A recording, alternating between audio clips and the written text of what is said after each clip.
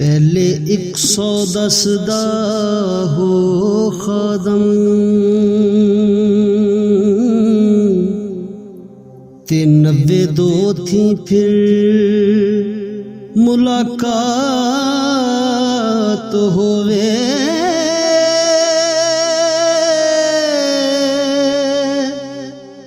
206 पे ज्यादा देख जलवा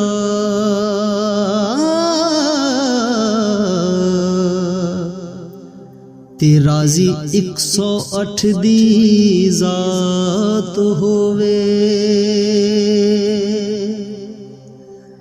ते भला फेर की पुछना मूर्खा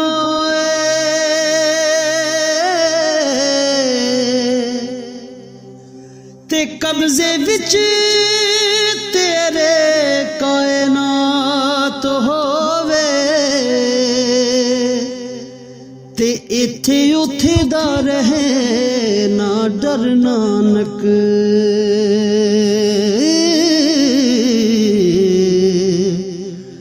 ते बिना पुछिया तेरी नजात होवे।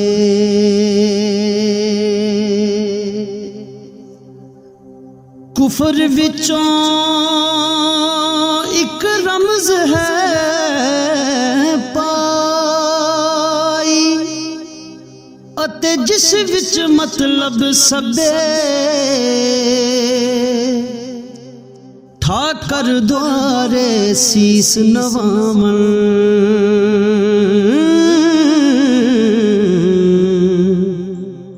अते बुत खाने तो अगे कलमा पढ़ा ते मैं काफर थी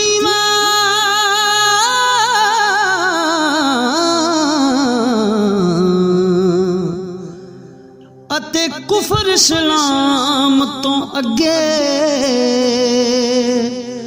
पर बुलिया मुर्शद ओ गल दसी।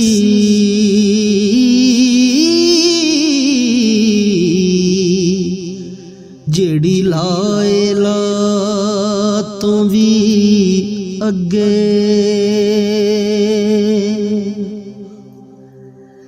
जेड़े कम रब नहीं सी करने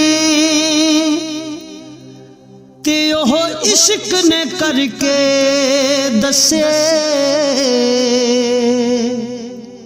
रब ने 5 पूत विच वाड़े ते कड बाहर इश्क ने तसे। रब ने जिंद नू कुल्लो नफसन विच बदा ते उतों इश्क ने तोड़े रसे। रब ने जिंद नू कुल्लो नफसन विच बदा ते उतों इश्क ने तोड़े रसे। बुल्ले शाह एहो इश्क ने दसिया ते रब विच मुर्शद दे वसे।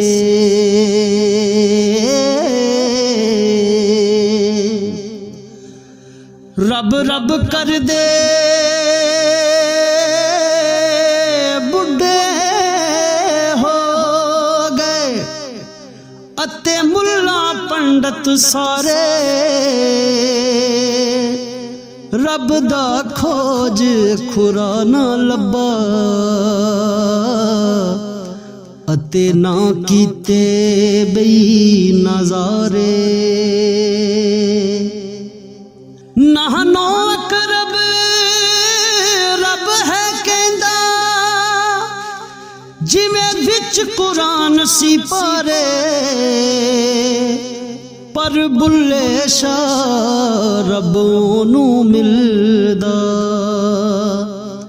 जेड़ा यार तो तन मन वारे।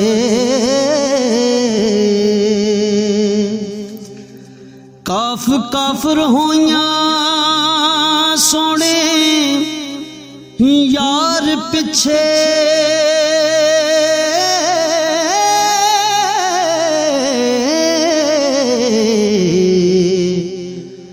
ते मुल्ला टिंगी नमाज पढ़ाम देने।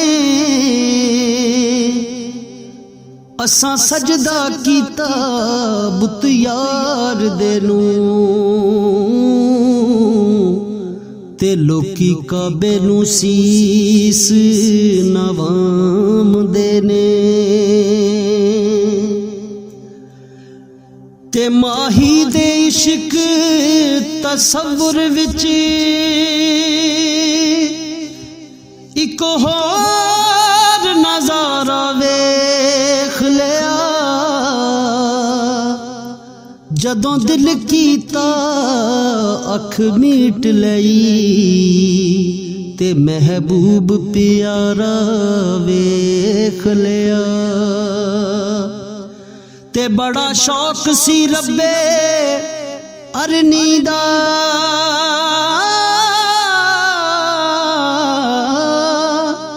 ते इक झलक ना मूसा सह सकिया।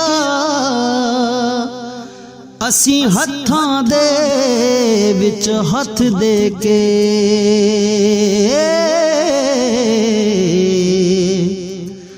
ते सारे दा सारा वेख लिया।